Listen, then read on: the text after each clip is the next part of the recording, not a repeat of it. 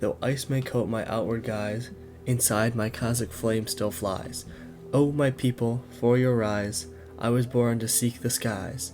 Why must a chosen few divide the land's vast wealth and its rightful pride?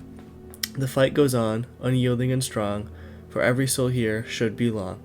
From child to elder, none denied, in this nation's treasures all have a side. Gold, copper, gas, and uranium's glow, God has blessed this land below. A noble people, pure of blood, once sacred, now tainted by greed's flood. The system corrupt, we point and blame, but we must cleanse our hearts to heal the same. The greedy devour, their hunger obscene, true equality could only redeem. Yet those who bring strife, chaos, and shame will bear the curse of the people's name. Though death may come and shroud their due, the lie in earth, no riches in view. With my verses I seek to inspire, to light the youth with a brighter fire, to empower the youth and watch them soar. Dreams fulfilled, they'll strive for more. Proudly, they'll call this land their own. In a future of peace, the Kazakh will be known.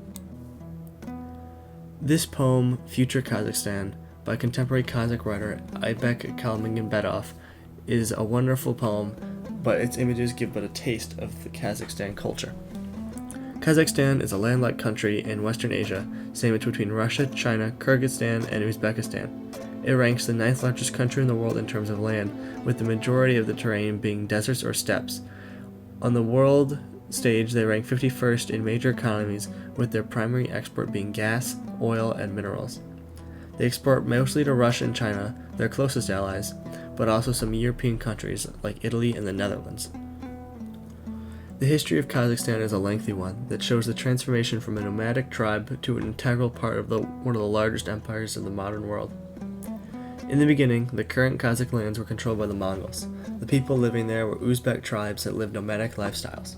When the Mongols were reduced to the different Khans and had fallen away, some 200,000 Uzbeks separated to continue their nomadic lifestyle rather than pursue a settled one.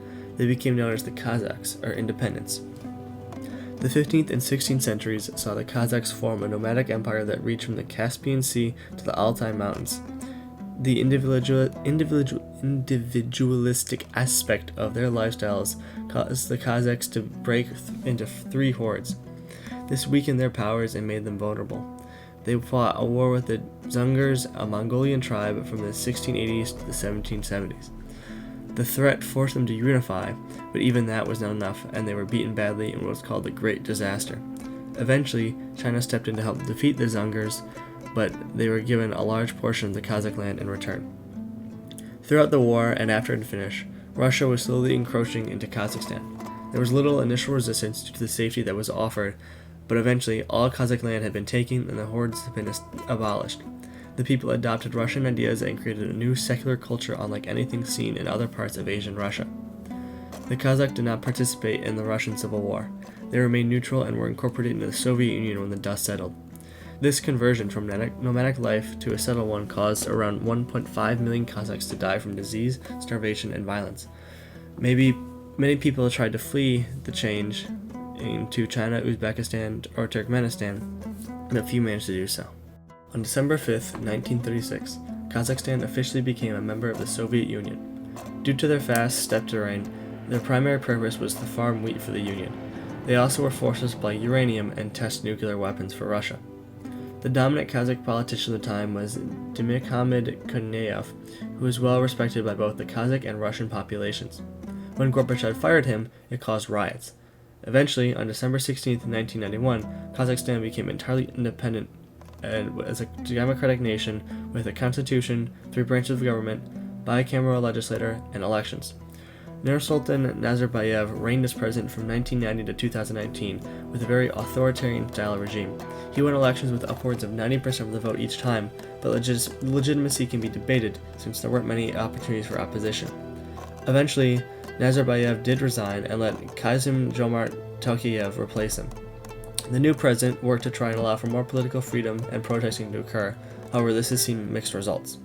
The nation still maintains close ties with Russia as they are trading partners. However, a growing relationship with China provides them an alternate path in the future should they choose to go down it.